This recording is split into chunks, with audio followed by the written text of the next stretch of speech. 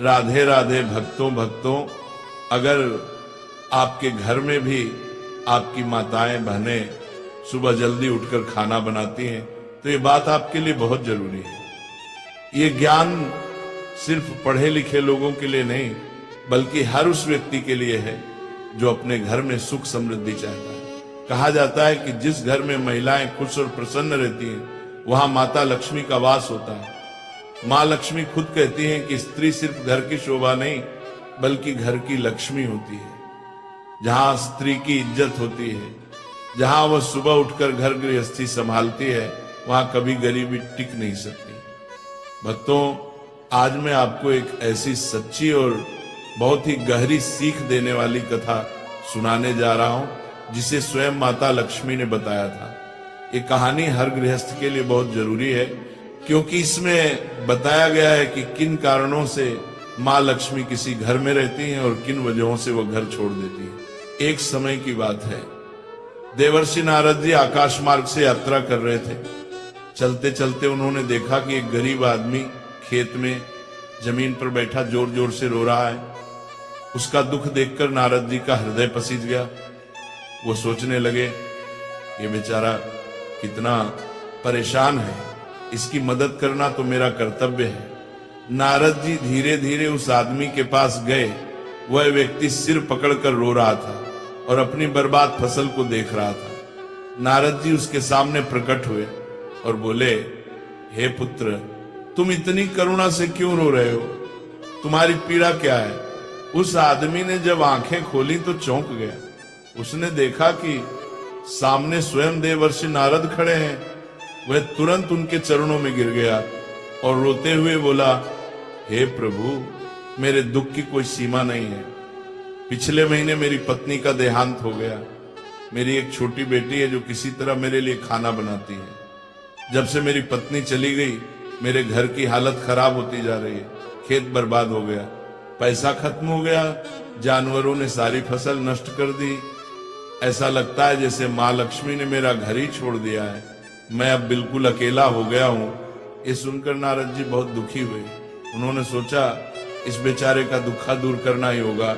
नारद जी बोले, हे पुत्र, चिंता मत करो, मैं तुम्हारी समस्या का समाधान लेकर अवश्य लौटूंगा। इतना कहकर नारद जी तुरंत वहां से देवलोक के लिए प्रस्थान कर गए। नारद जी माता लक्ष्मी के समीप पहुंचे। माता लक्ष्मी ने स्नेह पूर्वक उनका स्वागत किया। पूछा, देवर्षि, आज आप किस उद्देश्य से पधारे हैं? नारद जी ने सम्मान पूर्वक प्रणाम किया और बोले, हे माथे, मैं आज आकाश मार्ग से जा रहा था।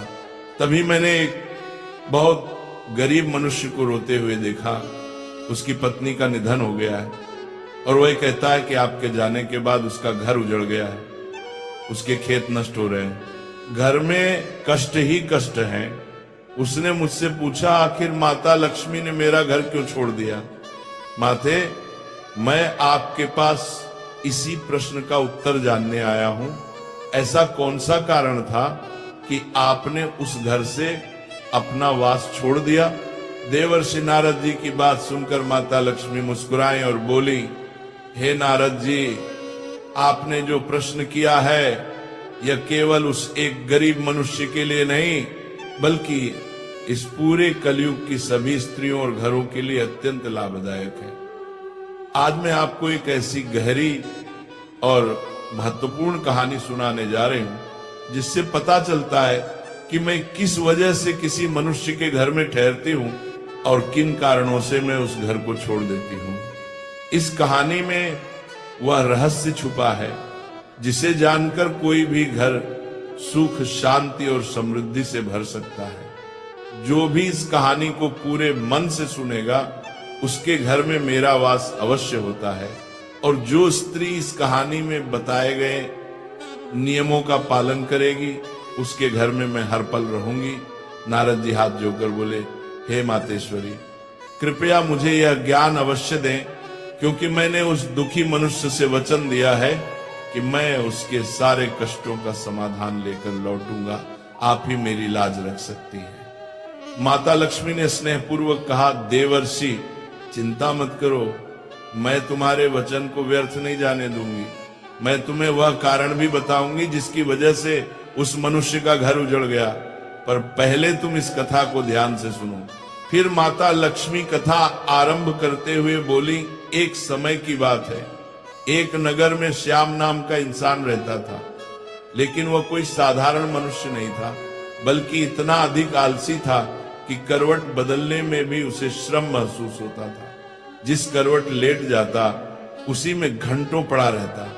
उसकी पत्नी बेचारी दिन रात घर का सारा काम करती, और जब कभी वह उसे कुछ काम करने को कहती तो वह करवट बदलकर उसकी ओर देखने के बजाय पीठ फेर कर लेट जाता। पत्नी ने कई बार समझाया, कई बार मनाया, लेकिन श्याम की आलस में कोई कमी नहीं आती थी। अंत में पत्नी को यह यकीन हो चुका था कि उसका पति जीवन में कभी कुछ नहीं करेगा। एक दिन पत्नी ने बहुत प्यार से कहा, देखो मुझे पता है तुम्हें उठने बैठने में परेशानी होती है, लेकिन कम से कम खटिया पर बैठे बैठे ही कुछ कर लो। अगर आदमी बिल्कुल ही निष्क्रिय हो जाए तो घर भी चलता नहीं और सम्मान भी। यह सुनकर श्याम थोड़ा सोच में पड़ गया।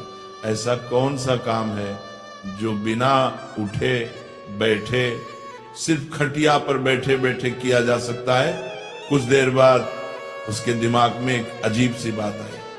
वह अचानक खुश होकर बोला, अरे सुनती हो, मुझे काम मिल गया, बैठकर भी मैं बहुत बड़ा काम कर सकता हूं। उसकी पत्नी को पहली बार लगा कि शायद आज उसका पति कुछ काम करेगा।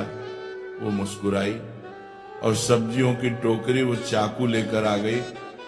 उसने चाकू उसके हाथ में दिया और बोली, लो आज से बैठे बैठे सब्जी काट लिया करो, कम से कम घर में थोड़ी मदद ही हो जाएगी।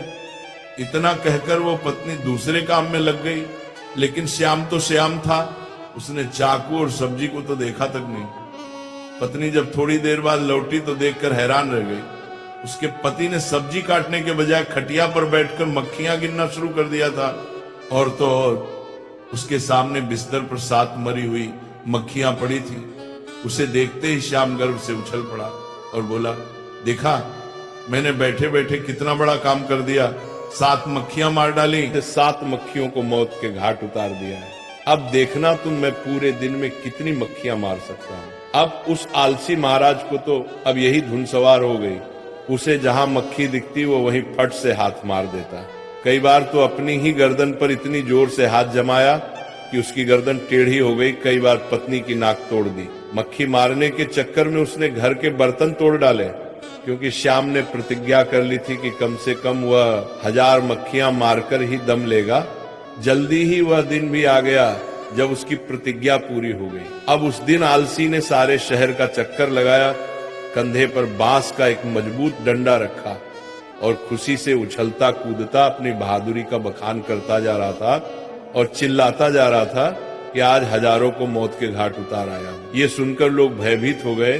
उन सभी को लगा कि उसने हजारों शैतानों को मौत के घाट उतार दिया है जो पास के जंगल में रहते थे। अब ये बात सारे शहर में हवा की तरह फैल गई कि उसने हजारों को मौत के घाट उतार दिया है। लोगों ने उसका नाम 1000 मारी रख दिया। आलसी महोदय जिस सड़क या गली से गुजरते थे वहीं लोगों की भीड़ उमड़ पड़ती थी। सभी उस बहादुर को देखना चाहते थे जिसने हजारों शैतानों को मौत के घाट उतारा है। धीरे धीरे 1000 मारी सारे राज्य में प्रसिद्ध हो गया। कुछ दिनों बाद उस राज्य पर एक दूसरे राजा ने अचानक हमला बोल दिया। तब इस राज्य के राजा के पास उस समय कोई अच्छा सेनापति नहीं था। उसने दूतों को आदेश दिया कि वे तुरंत सारे राज्य में घूम कर देखें और जहां भी उन्हें सेनापति के